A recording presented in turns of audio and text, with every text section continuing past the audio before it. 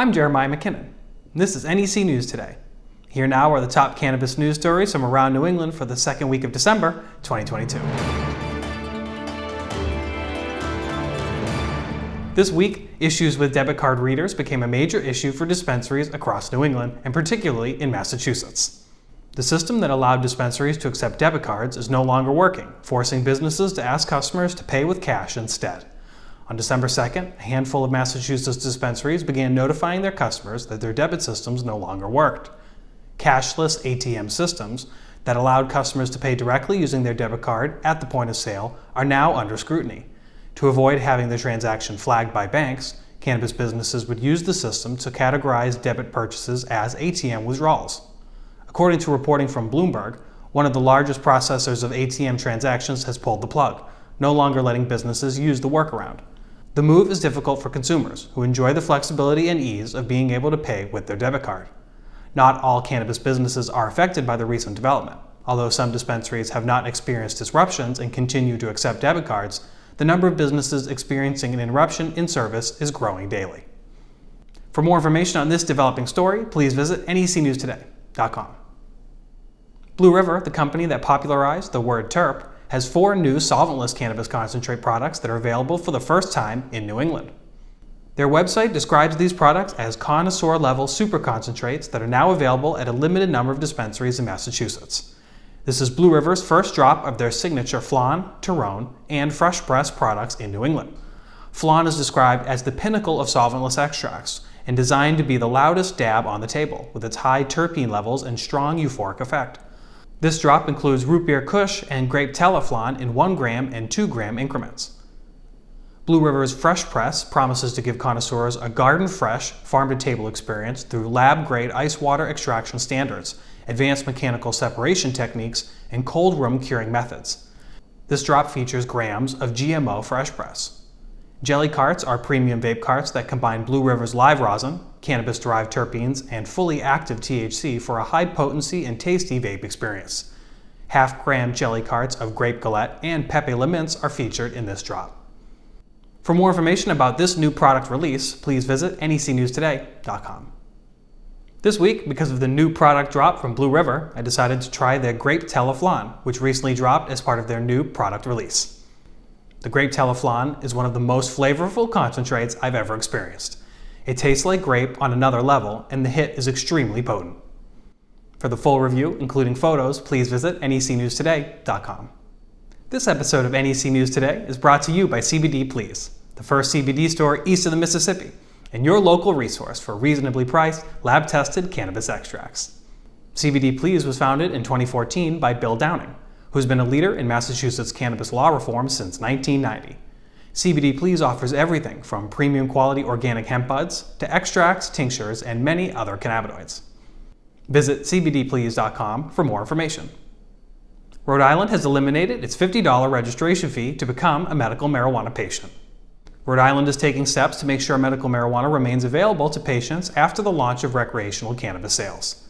The Rhode Island Department of Health announced on December 1st that patients registering in the state's medical marijuana program will no longer be charged a fee. Massachusetts also eliminated its patient registration fee in 2019, and it appears that Rhode Island is now following suit. Despite this improvement, patients in Rhode Island are still upset that medical marijuana is taxed. Rhode Island taxes medical marijuana sales at 7%, despite its status as a medication. Recreational marijuana is taxed at 20%. In addition, the state has also confirmed that starting March 1st, 2023, Rhode Island will stop allowing out-of-state patient cards to be used to purchase medical marijuana at compassion centers. For more information on this story, please visit our website. Maine's Office of Cannabis Policy has announced a new director who will fill the agency's vacancy starting December 30th. The search for a qualified candidate to fill the vacancy left by Eric Gunderson's departure has concluded with the selection of John Hudak as Maine's new Director of Cannabis Policy. Over the past 10 years, Hudak has covered election campaigns and election-related issues, legislative and executive interactions, and state and federal marijuana policy for the Brookings Institute. Hudak is also the author of Marijuana, A Short History, a 2016 book that examines the history and politics of the cannabis plant in the United States and across the globe. In a tweet, Hudak announced that his first day at the new job will be on December 30th. The announcement comes after the former Director of Cannabis Policy, Eric Gunderson, left the agency to run an independent consulting firm in October. In Connecticut, an automatic process will soon kick in, erasing over 40,000 cannabis convictions. Connecticut Governor Ned Lamont announced this week that the state will erase roughly 44,000 low-level marijuana offenses on January 1, 2023. The effort to clear criminal records is a significant part of the law that legalized cannabis in Connecticut. Under this automatic process, qualifying individuals convicted of possession of under 4 ounces of a non-narcotic, non-hallucinogenic substance between January 1, 2000 and September 30, 2015 will have their record automatically erased on January 1, 2023.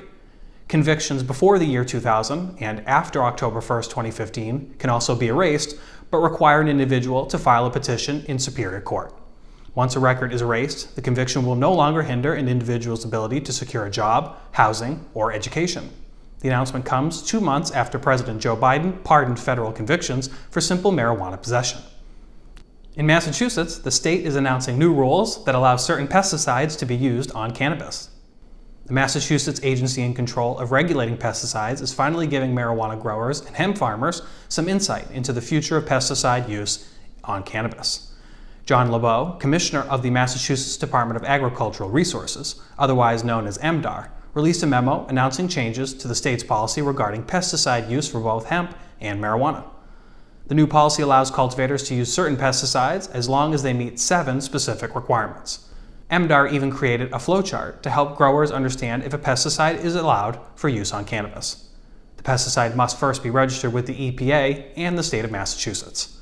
Other conditions must also be met to protect consumer and worker safety. MDAR regulates all pesticide use in the state of Massachusetts by law. According to the memo, this shift in policy is possible because Congress removed hemp from the Controlled Substances Act in the 2018 Farm Bill, leading the EPA to approve several pesticides for hemp use. Due to the fact that both hemp and marijuana are both cannabis, MDAR has decided to apply these guidelines to all cannabis cultivation. For more information on this developing story, please visit our website. Last but not least this week, a fire at a cannabis cultivation facility in Gorham, Maine has left the building badly damaged. Several cannabis growing facilities in Maine have been involved in fires, according to Maine's State Fire Marshal Joe Thomas. There were 3 instances in October where cannabis facilities were destroyed by fires, leaving them unrecognizable. Gorham Fire Chief Ken Fickett tells WGME that a lamp likely overheated, causing the fire that destroyed the Maine-based Enterprises building on Bartlett Road in Gorham last Saturday night. Maine State Fire Marshal Joe Thomas believes that other fires are likely caused by similar electrical issues. This is the 4th fire in a span of roughly 2 months, which Thomas believes may be a sign that some of these facilities are not authorized to operate. Previous fires were reported in Vassalboro, Emden, and South Berwick. Nobody was injured in the fire. For more information on this developing story, please visit our website.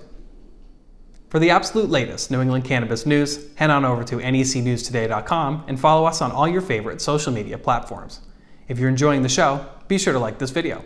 Subscribe to NEC News Today for more great content, and hit the bell icon so you never miss an episode of the show. For New England Cannabis News Today, this is Jeremiah McKinnon, reminding you to always use cannabis responsibly and to enjoy your cannabis-filled adventures throughout New England.